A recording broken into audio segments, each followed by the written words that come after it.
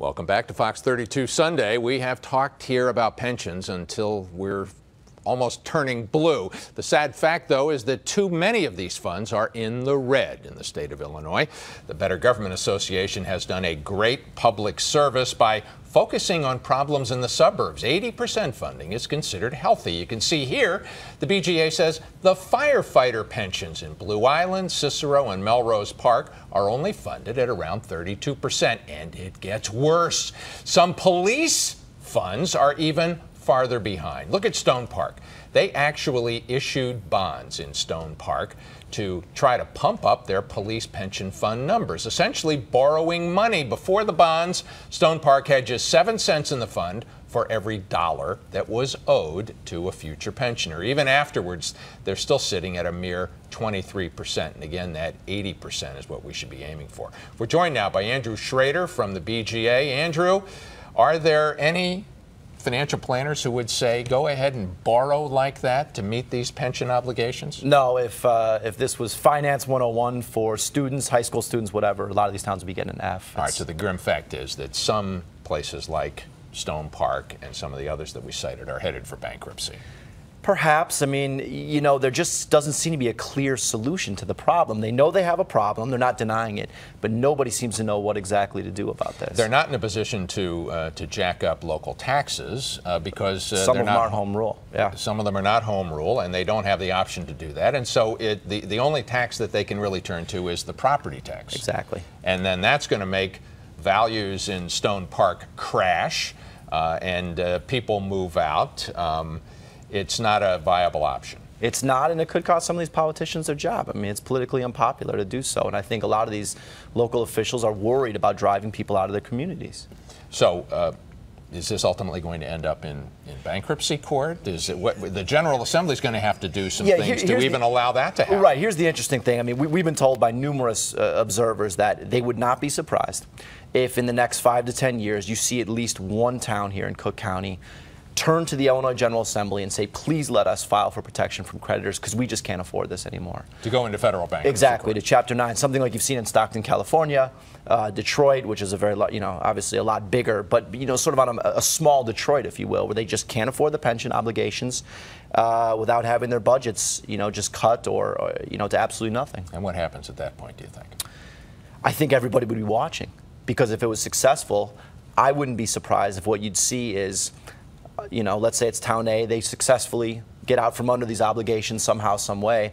It wouldn't surprise me if Town B said, aha, I think we're going to give it a shot. Right. And, of course, this comes in the context of that recent Illinois State Supreme Court ruling that that you can't even reduce the health insurance for pensioners, much less the pensions, because it's guaranteed by the Constitution. But the federal court doesn't have to pay attention to that. Exactly. And here's the interesting part.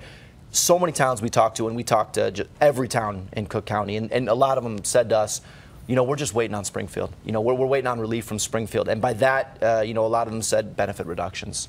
And it doesn't appear that that's a way out of this. Yeah, well, it doesn't appear the state Supreme Court's going to get Exactly. it. And so the law that was recently enacted and signed by Governor Quinn is likely to end up ruled unconstitutional by the state constitution. Back to square one. So the other option then would become amending the state constitution. Does that seem viable? It's not easy to do.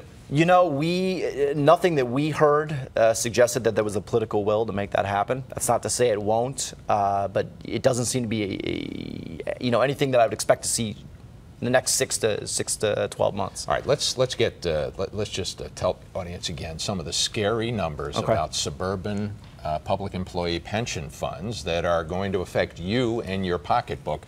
How many? You looked at 217 police and fire pension funds in the suburbs. Yes. And what did you find? What were the big numbers? We found that this was unbelievable to us. All but 13 were below the 80% funding ratio, meaning 80% is just a general threshold. So 204 of the 217 in below suburban 80%. Cook are short of the money that experts say they should have. Yes, and 58, a total of 58, or about a quarter, have less than 50%.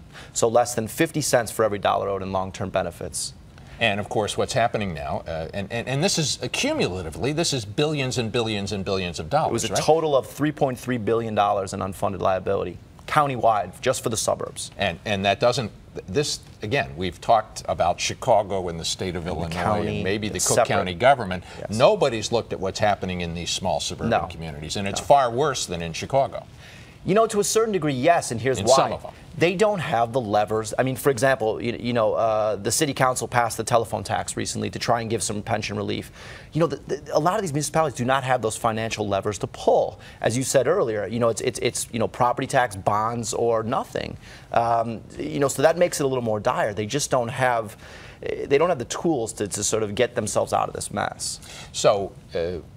How much money is needed to get them to the 80%? So we have $3.3 billion liability. We're talking about assets of just over $5 billion or nearly $5 billion collectively.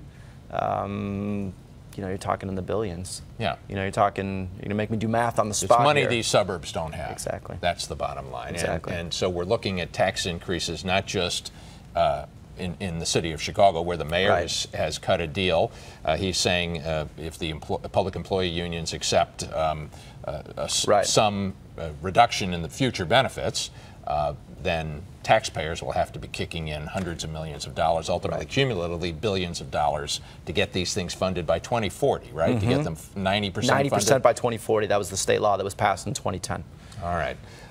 Okay, folks, that is your broccoli for the morning, and please, we're trying to tell you this because you do need to know it, and we have to think about potential solutions here. Andrew Schroedter, great work at the Better Government Association. Thank you for having me. Keep it up. Will do. And there are actually, we looked at 217. You guys looked at 217 systems in suburban Cook County, but there are another 440 statewide in the collar counties and in downstate, the other 101 counties. So the bottom line is this is not just a Chicago Cook County issue. Exactly. Right?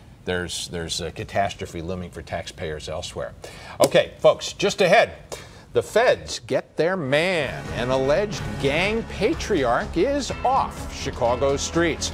His arrest may have already saved a life. My Reporter's Notebook is coming up next. This is Fox 32 Sunday.